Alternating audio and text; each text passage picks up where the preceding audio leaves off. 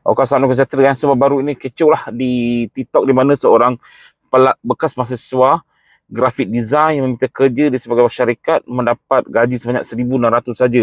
Tetapi apabila meminta kerja sebagai retailer, dia mendapat RM3,000. So beliau tidak puas hati lah di atas perkara inilah. So sebenarnya terdapat beberapa ulasan yang boleh kita berikan di sini. So yang pertama adalah pengalaman bekerja. Yang kedua adalah gaji minimum yang ditetapkan oleh kerajaan. Yang ketiga adalah perbandingan antara grafik design dan retailer ni sebenarnya lah. Okey, bahagian pertama so, pengalaman bekerja. Sebagai seorang graduan yang mempunyai skill di dalam bidang grafik design, so untuk membina anda punya kejayaan sebagai grafik design mengambil masa. So anda harus memulai dari bawah. Sebagai contoh rakan saya yang ambil contoh saya yang terdekat lah di dalam bidang penyeliaan atau management, di mana kami terdapat seorang penyelia atau supervisor lah yang ingin masuk.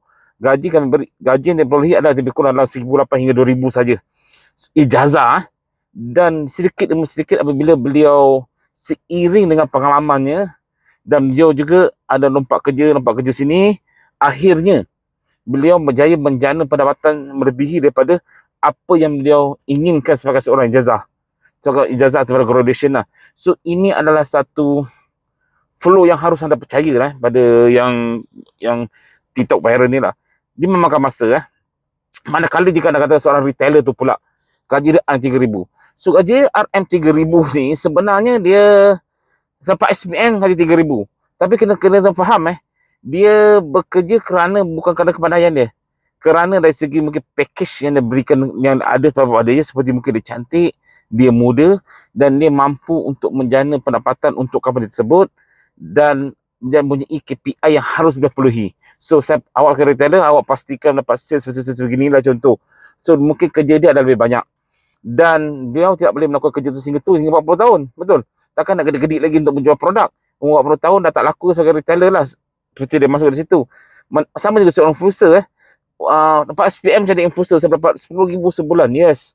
Tetapi apabila anda meningkat umur, anda tak digedik-gedik lagi sebagai influencer. So, umur anda tak 30 lebih, dah tak laku lagi. Tetapi anda sebagai seorang graphic design, apabila umur meningkat dengan pengalaman anda makin laku pada masa akan datang. So, ini adalah proses yang perlu anda percayai. Okey. So, yang kedua adalah gaji minimum yang ditetapkan oleh kerajaan lah. So, apabila gaji minimum adalah 1,500. Sebab tu ramai budak SPM yang ingin, orang kata, ingin bekerja disebabkan gaji minimum 1,500 untuk semua golongan pada dasarnya. Sebab tu ramai berhenti tak nak belajar sebab 1,500 besar untuk orang. Tapi kalau seorang graduasi mendapat 1,600 adalah rendah sebab kita belajar 4 tahun, 5 tahun di dalam kita punya dapat rendah. So, ini tidak adil. Tetapi inilah realiti yang sebenarnya dihadapi. Dan biasanya dapat ijazah ke dapat dalam 1,800, 2,000 itu adalah perkara yang normal lah. So, sepatutnya lah perubahan gaji minimum ni harus ditetapkan mengikut orang kata pendidikan dan juga demografi lah. Kalau kat Melaka 1,600 cukup makan lah. Kalau 1,600 di KL sesak nafas lah. Saya faham So itu dari segi gaji minimum ni kerajaan harus menumpukan, membuat lebih spesifik lagi lah Sebab kalau kita akan naikkan gaji minimum 2,000, kerja kilang tak ada benda 2,000. Ijazah pun 2,000. Gaji minimum kan. So ramai budak tidak mahu pergi ke universiti sebab inilah gaji minimum tidak mengikut kategori atau kelas. Itu sebab juga. So yang ketiga adalah tugas retailer. So mungkin anda memandangkan tugas retailer ini adalah mudah. Mungkin anda fikir begitu sebab RM3,000. Tapi anda kena tahu, adakah dia bekerja 8 jam atau 12 jam? Jika dia bekerja sebagai 12 jam, artinya allowance dalam gaji yang didapat tu termasuk di dalam kerja 12 jam. Adakah dia bekerja pada hari Isnin hingga hari Jumaat saja atau dia bekerja hari Isnin hingga Sabtu? Anda tak tahu kan. Mungkin dia kerja 6 hari seminggu atau hari Ahad tanpa OT. Dan juga apakah tanggungjawab sebagai retailer di bawah syarikat tersebut? Kita pun tak tahu tanggungjawab dia sebab dia dapat RM3,000. So, dan juga retailer ni kerja yang penat yang perlukan tenaga.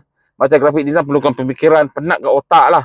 So, dia perlu tenaga dan saya katakan tadi, dia tidak mampu untuk bekerja secara lama sebagai retailer sehingga 40. So, artinya bila awak membandingkan antara awak sebagai grafik design dengan retailer ni adalah tidak adil jika anda tidak memahami apa job scope sebagai retailer tersebut. Mungkin grafik design 1,600, anda kerja 8 hingga 5 saja dapat balik. Satu Ahad cuti. Mungkin begitu. Saya tak tahulah. So, yang ini kena tengok dan perbandingan yang lebih detail lagi lah apabila statement ini dikeluarkan. Tetapi, saya tetap rasa tidak puas hati jugalah. Seorang ijazah mendapat 1,600 saja adalah tidak adil. At least 2,500, 3,000, 3,200 is nice lah untuk mereka. Walaupun mereka tak punya pengalaman.